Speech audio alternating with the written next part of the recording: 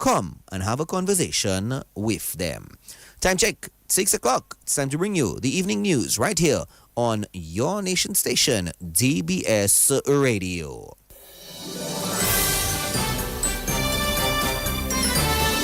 Fair and balanced, unbiased and clear, concise and accurate. This is the DBS Evening News. Here now is your presenter with the headlines. Good evening. Welcome to the DBS Evening News. In the headlines, Dominica's Education Minister announces that the government has engaged a foreign consultant to conduct a comprehensive review of the Dominica State College. In news from the region, St. Kitts and Nevis Prime Minister announces double salary payment to civil servants, pensioners and step workers. And internationally, U.S. unemployment rose in November to a 4-year high. I'm your presenter this evening, Alian Christopher, and of course, these are the headlines we're looking at. The details when we return. This Christmas, Flow is making the season merrier when you add postpaid to internet. Unwrap a new smartphone for only $10. Plus, we're giving you 35% off your mobile bill and win even more goodies with our Spin the Wheel Christmas promotion. This Christmas, the rewards are on us. Add postpaid to your internet plan today in-store or visit discoverflow.co for more info. Terms and conditions apply. Flow, we keep your Christmas rhythm flowing.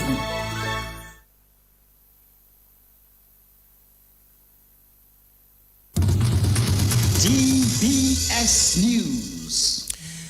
Welcome back. I'm once again your presenter, Alian Christopher. First up in the news, Minister for Education Octavia Alfred has announced that the government has engaged a foreign consultant to conduct a comprehensive review of the Dominica State College as part of its ongoing education reform efforts.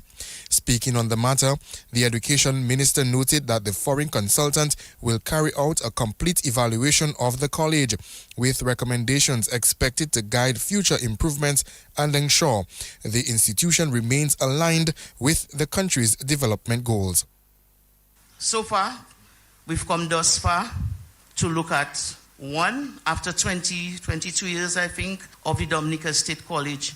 Even if we were not speaking about education reform, it's time now to look at the college and review some of the programs we've offered before and what we want to offer and where we are as it pertains to preparing people to serve in our major capital projects. So we have engaged a consultant outside to do a complete review of the Dominica State College. So that part of the education reform as it pertains to State College, we are going to do a review of the State College. I think we have prepared a lot of students and we have done it well. But now we start speaking about serving in geothermal, service at the international airport, service in the cable car. And we need to look at what we are offering now at the college. How do these prepare these students? What else we will need to do to ensure? So we have an outside consultant who will be doing a complete review of the college. And that's Minister for Education, Octavia Alfred. Minister for Housing, Melissa Popon-Skerrit, has stated that close to $2 million has been allocated to the Salisbury constituency to assist with housing. Mrs. Skerrit responded to the Salisbury MP, who previously stated in Parliament that while she welcomes the government housing project, the Salisbury constituency has not benefited from this project. The housing minister dismissed that claim, stating that housing is a right and it is for everyone across Dominica. There were a number of them that we carded for relocation, but during this time, many of them opted for land opportunities, which we have facilitated in selling government land at a reduced price. So a number of them have purchased land from the government and built their own homes. A few of them moved to different areas, some migrated, and we have facilitated quite a few people financially in building back some of their homes, fixing their current homes. Like I said to the Member of Parliament for the Salisbury constituency, this constituency, not because it's an opposition seat, mean that it has been abandoned. Housing is a right, and it is for everyone across Dominica. And we have made significant interventions in terms of financing. I believe close to $2 million was allocated to that constituency, and it was distributed through their local village council. As far as I can remember, there are just less than 5 households which we have to facilitate, and we will address this in 2026, but quite a bit of interventions have been made throughout this area, facilitating all those who required assistance. Minister for Housing Melissa Popon-Skerritt. Mrs. Skerritt was speaking at the Prime Minister's end-of-year press conference at the State House Conference Centre on Monday. Minister for Tourism Denise Charles Pemberton says Dominica's tourism will be taken to new levels with a major endorsement by National Geographic. National Geographic, a world non-profit organization and media company, named Dominica as the best destination to visit in 2026. Dominica being named by National Geographic as one of the best places to visit in 2026 is a proud moment for our country. It affirms the deliberate work of the government of Dominica to protect our natural assets while building a strong, sustainable tourism sector. National Geographic highlighted our rainforest, 365 rivers, Mount Wapito National Park, and our established sperm whale reserve, a global first, along with the quality of our tourism product, including Secret Bay, Colibri Ridge, and Fort Young Hotel. As a government, we remain committed to responsible development, improved access, and community-based tourism that benefits our people. We look forward to welcoming even more visitors in 2026 to experience the nature island and the warmth of the Dominican people. And that's Minister for Tourism Denise Charles Pemberton. In other news, Prime Minister Roosevelt Skerritt says Dominica is well positioned to serve as a mediator of peace between the United States and Venezuela. Speaking at the end-of-year news conference, Skerritt told reporters that Dominica and the wider Caribbean community CARICOM region is urging dialogue and diplomacy to deal with the situation. Skerritt further denounced any acts of violence in the Caribbean region. We always maintain that the Caribbean should be a zone of peace and that any thought of military actions in the Caribbean should be reconsidered. We believe that dialogue and diplomatic channels are better ways to solve problems, differences, views that do not coincide. And this is what we're urging in this circumstance. Because certainly if there's a breakout anywhere in the Caribbean Sea, it will have a serious negative impact on all of us. And our economies are so vulnerable to external shocks and natural disasters. For this to happen, then it will have a permanent negative impact on every one of our countries. And so we're urging that there be dialogue and diplomacy. And of course, Dominica is a good friend of both the United States and Venezuela. And in the past, we've worked together as an intermediary, and we're prepared to do so in this current situation if there are messages from either side to each other that Dominica believe that it is well placed to provide that service. But so we hope and pray that nothing happens, and I think that the US President himself has been involved in a number of negotiations across the world and has used the US influence to bring a number of conflicts to an end. And so I think that I would urge the United States President to continue on that trajectory, to advance that noble cause and actions that he has been able to achieve over the years. And that's Prime Minister Roosevelt Skerritt. The Dominica National Conservation Trust Fund, DNCTF, has announced the signing of its first 2 grant agreements under the National Conservation Financing Program. According to a press release, this marks a significant milestone in efforts to strengthen community resilience, biodiversity conservation, and sustainable livelihoods across the island. The landmark projects are funded through the Gender Smart Facility, a grant-making mechanism under the Caribbean Biodiversity Fund's core Caribbean Organizations for a Resilient Environment project implemented in partnership with Global Affairs Canada. The release states that the Gender Smart facility supports gender-responsive conservation and climate resilience initiative across 8 Caribbean territories with a focus on empowering women and marginalized communities while safeguarding biodiversity. The 2 selected projects will be implemented by Inter-American Institute for Cooperation on Agriculture, ICA, and the Ant Kunari Tourism Association, AKTA Inc.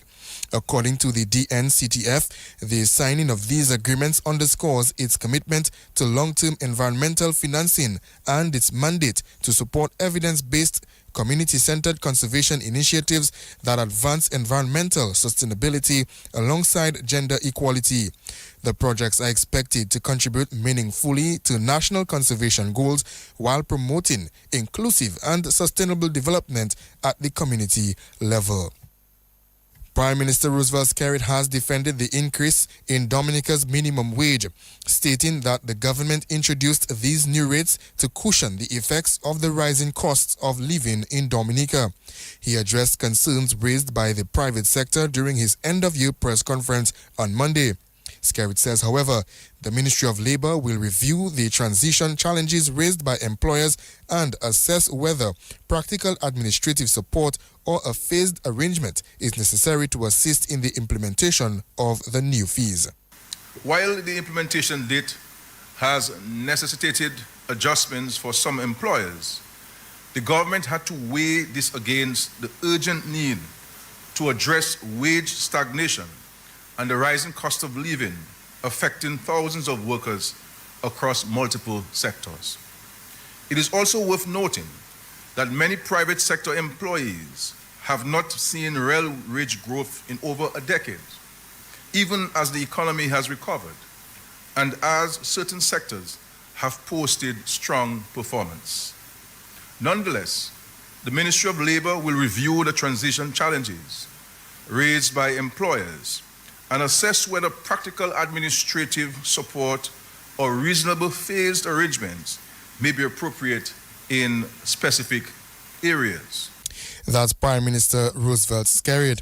Meantime, Skerrit says the government has adopted a strategy that will support businesses and employees during the wage transition. Government's objective is not merely to raise wages, but to raise standards, to encourage decent work, and to support a sustainable, competitive, and vibrant private sector. Government wishes to assure the public that the adjustment to the minimum wage is being facilitated in a responsible, measured, and economically sound manner, designed to protect workers' incomes without triggering an unnecessary rise in prices. Contrary to common misconception, an increase in the minimum wage does not automatically lead to higher inflation. What matters is how the adjustment is managed. Government has therefore adopted a strategy that cushions the economy, supports businesses during the transition, and safeguards the purchasing power of all our citizens. That's Prime Minister Roosevelt Skerrit. A new remuneration package for Dominican doctors could become a reality in the new year. Minister for Health, Kasani Laville, told Focus on Government and Development last night that the new remuneration package is being discussed. We continue to consult with our doctors. We want to ensure that their remuneration package is fair. So that is something that we have reviewed over the past weeks and months. We are at a point right now where we have prepared a draft in terms of offerings for a new package, new improved package. Cabinet would have discussed that. Since Dr. Darrow came in as CEO, we have offered him the opportunity to review this offering, and he has been going to the different clinicians and specialists to review the package and see how we can improve to a point where they are all satisfied. So this is the type of engagement that we're having so that our Dominican doctors can have that dream right here in Dominica. Minister for Health, Kasani Laville. The reintroduction of night court sittings for the Magistrates Court in Dominica, launched in September 2025, is proving to be a significant step towards enhancing access to justice and reducing the long-standing case backlog. The Chief Magistrate is Candia Carrett George. The night court began with a focus primarily on civil matters, a number of which were resolved through ex parte hearings and in-person trials. Due to the prison's set hours for intake, it is not feasible to conduct criminal trials for persons who are in custody. However, we expect to see an expansion of the listings for the night court to include the hearing of criminal matters for persons who are out on bail, as well as private criminal matters. The following data summarizes night court activity to date. In September of 2025, 20 matters were completed at the night court, although we did not start at the beginning of the month. During the period October 1st to 13th, 28 matters were completed. The reason why we only sat in the night court from the 1st to the 13th was because the magistrate that presides over the night court was on vacation from the 14th to the end of the month. So although a lesser period, more matters were disposed of. From November 1st to December 9th, 2025, 38 matters have been completed at the night court. Several additional matters or hearings are listed for hearing before the night court and are expected to be completed prior to the court's break from December 22nd, 2025 to January 2nd, 2026. Overall, the number of matters being disposed of is expected to continue increasing, contributing significantly to the reduction of the case backlog. And that's the Chief Magistrate, Candia Carrett George.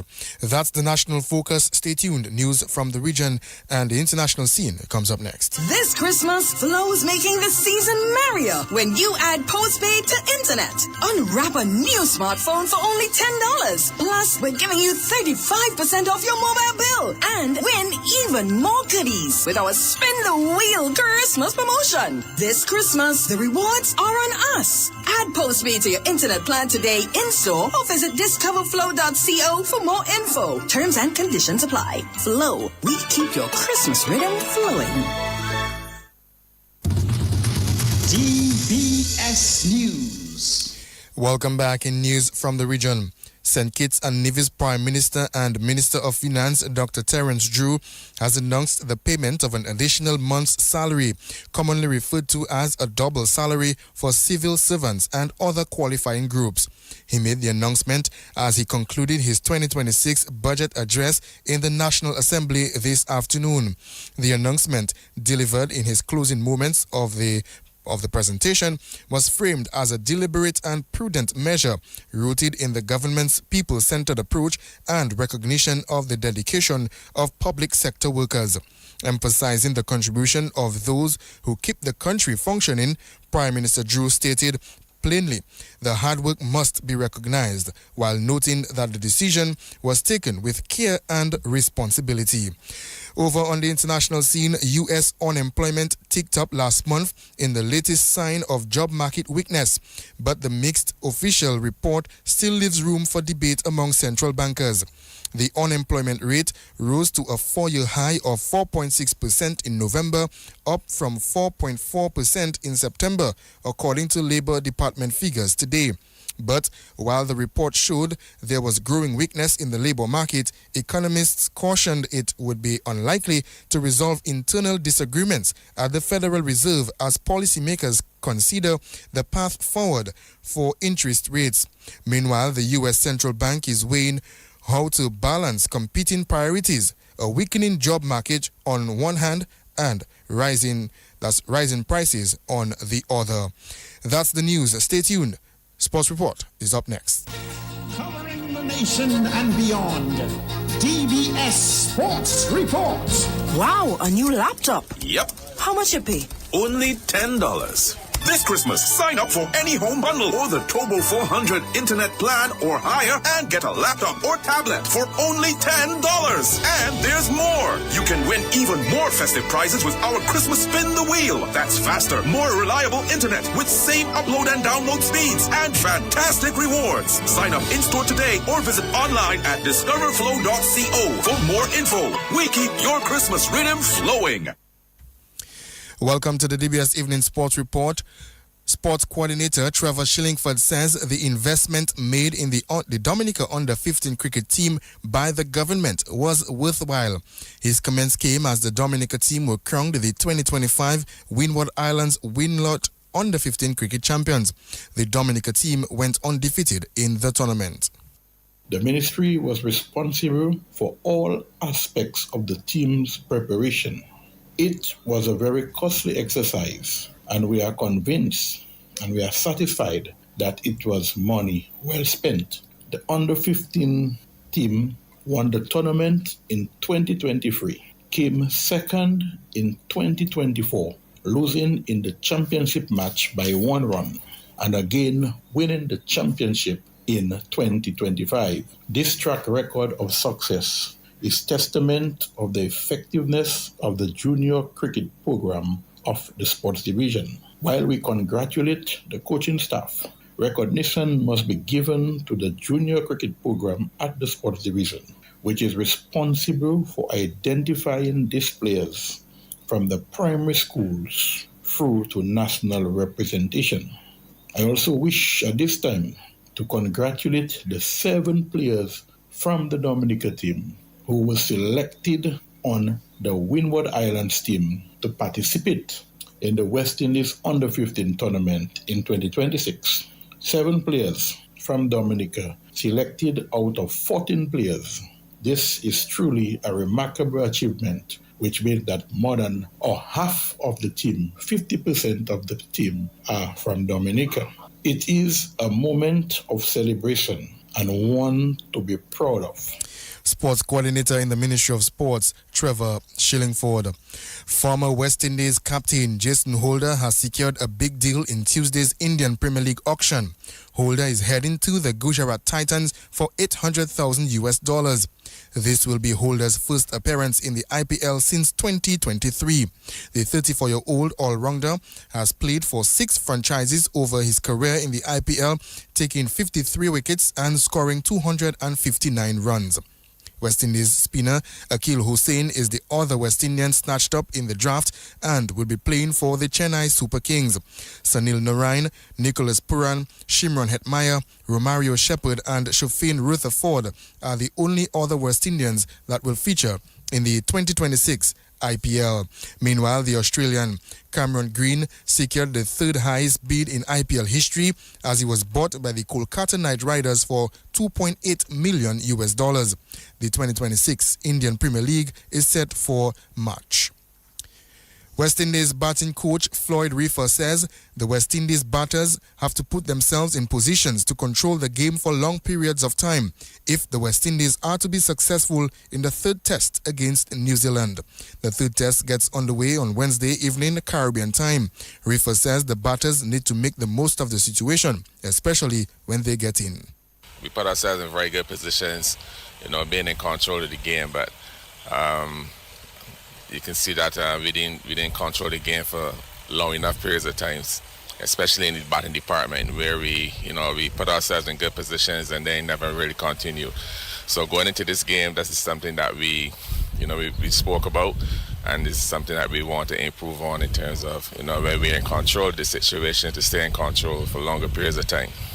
Batting in Test cricket, right ball cricket, is doing the right things for long periods of time. So like you said, we had a lot of starts, but unfortunately, none of those starts converted into hundreds.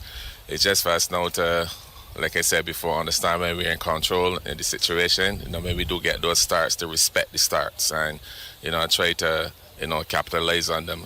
Scoring 100 in Test cricket is always a challenge. You got to bat for long periods. We believe that, once you bat 4 hours plus in a Test match, you guarantee 100. It's just about going through the different phases of the innings, understand the situation, understand the different phases of the game, and just, look to continue to do what you were doing, for long periods of time. That's how I think that's how we would get over, the period of where we get starts and not continuing. It's just doing the right things for long periods of time. West Indies batting coach Floyd Reefer. On to some football. The reigning DFA Division 1 champions, the Do-It Center Mighty Avengers, will meet Bath Estate in the rematch of the finals as the two sides meet in the semi-finals of the President's Cup on Wednesday. Both teams advanced with relatively comfortable wins in the quarterfinals on the weekend. While Mighty Avengers head coach Karim Regis says this is another opportunity for the club to continue making a statement that they are ready for Premier League football. Yeah, Gavin, as you rightly said, it's an opportunity for us to go to the finals of the President's Cup and make some more history in our club.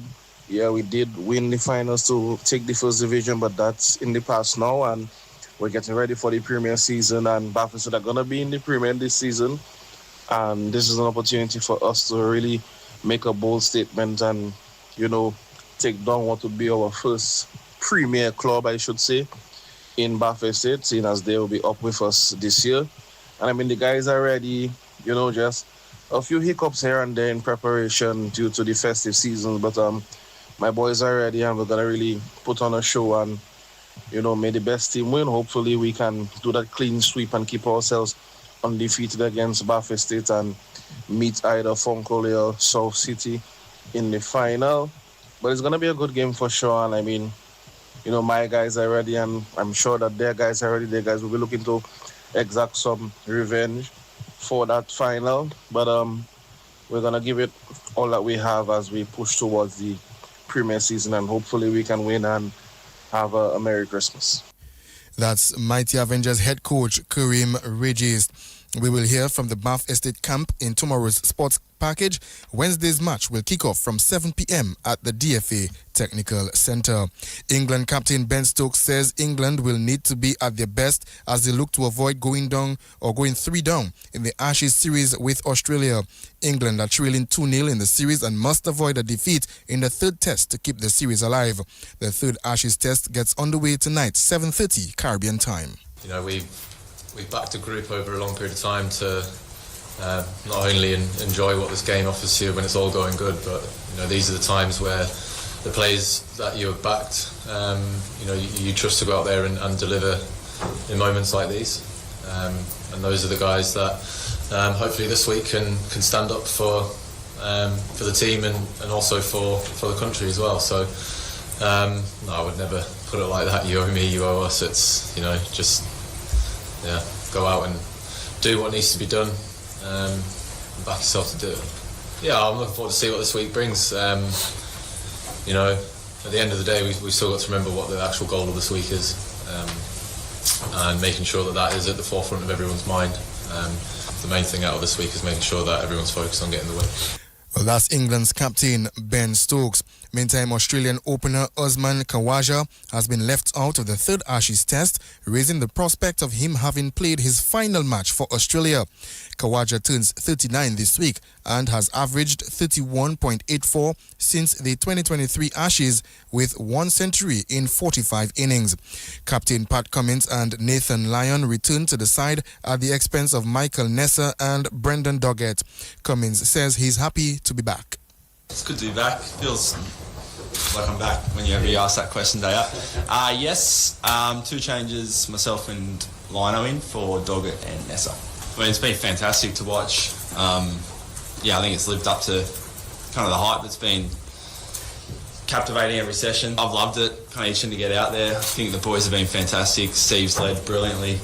I feel like I'm coming to a pretty settled and happy side at the moment. Couldn't have gone any better really from our point of view. I think we haven't been perfect all the time. In Perth we're far from perfect, but a magic session from Trav Head, bit of Stark magic, and we've always managed to find that 1 or 2 players to kind of drag us out and find a win. And then on the flip side, in Brisbane, you felt like you had pretty even contributions across the board. To get to 500 without someone getting 100. Everyone chipped in, so I think we just managed to find ways to win, particularly here in Australia in our own conditions. I think that's been the most pleasing thing. And that's Australian captain Pat Cummins. The Australia 11 for the third test: Jake Weatherald, Travis Head, Manus Labuschagne, that's Stephen Smith, Cameron Green, Alex Curry, the wicketkeeper, Josh Inglis, Pat Cummins, Mitchell Stark, Nathan Lyon and Scott Boland, while the third Ashes test gets underway tonight from 7:30 Caribbean time. Australia, they are in the lead with a 2-0, that is. Of course, that's how we end the evening's sports report. And of course, the news. I've been the presenter of both the sports and the news segment for this evening. Our links person, Joseph Fadul. On behalf of everybody, I'm saying good evening.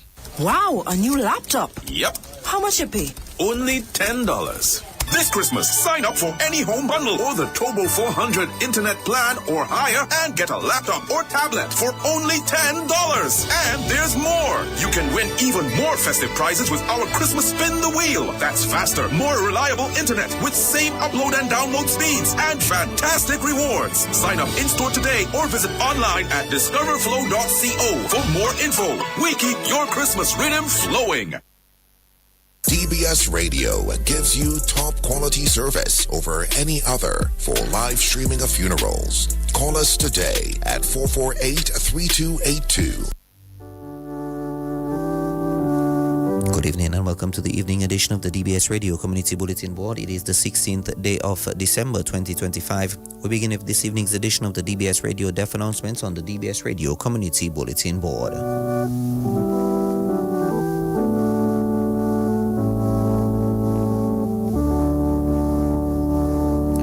We announce the death of Gerald Simelda, better known as Jep or Waps, age 77 of Loda. He died on Saturday, the 6th of December 2025 at the Dominica China Friendship Hospital. He was the father of Julian Simelda. He will also be remembered by his companion, Ellen Roll, his daughter-in-law, Marissa Gabriel Simelda, his granddaughters, Zara and Zuri Simelda, the Gabriel family, his brothers Joseph Simelda in Dominica, Pierre, Julio, Paulo, and Jean-Georges Simelda in Martinique, his sisters Bertha in Dominica, Ghislaine, Juliette, Rosemary, Marie-Julie, and Marie-Louise in Martinique.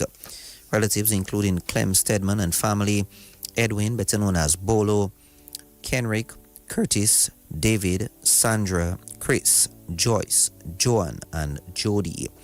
Close friends including Samuel Reed, Joey, Julian, and Roosevelt Bertrand, the community of Loda, and many other relatives and friends, names too numerous to mention.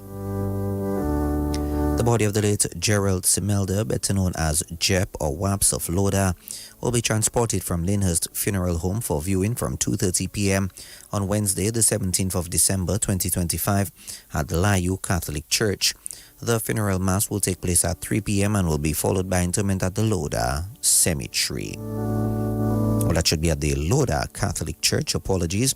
And the funeral mass will take place at 3 p.m. followed by interment at the Loda Cemetery.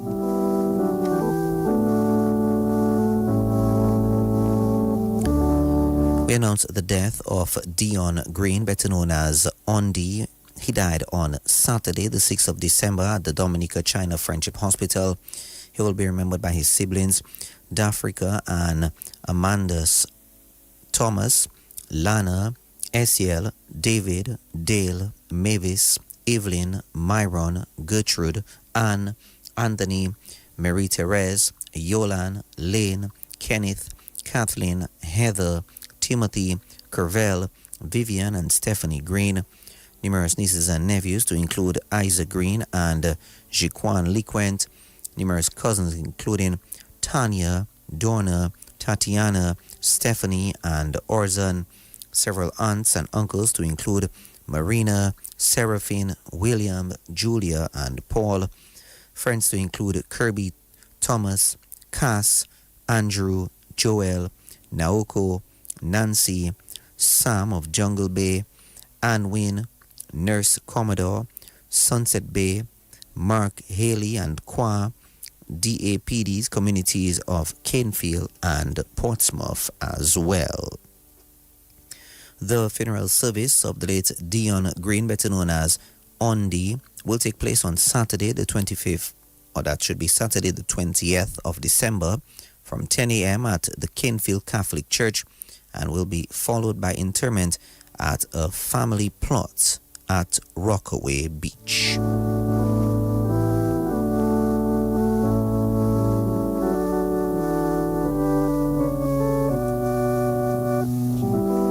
We announce the death of Wilfred Covey, better known as Mac Ark, age 76, of Riviera Sirik, who resided at Maho River, Kalinago Territory. He died on Wednesday, the 3rd of December 2025 at the Dominica China Friendship Hospital. He was the husband of Francisca Mamo Coffey. He was the father of Patricia Coffey, Dr. Norbert Coffey, Anissa Coffey Robin, and Javian Coffey. He will also be remembered by his stepchildren, Zephyrin Senville, Israel Joseph, Matthias Mason, Paulette Francis, Veronica and Mary James. His grandchildren, Dr. Abigail Bob, Lance Robin, Kutha and Amina, Tika and Norla Coffey, and Elenda Frederick. One son-in-law, Len Robin.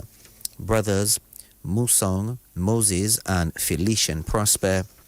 Sisters, Melanie, Flora, Cecile, and Lexia Prosper.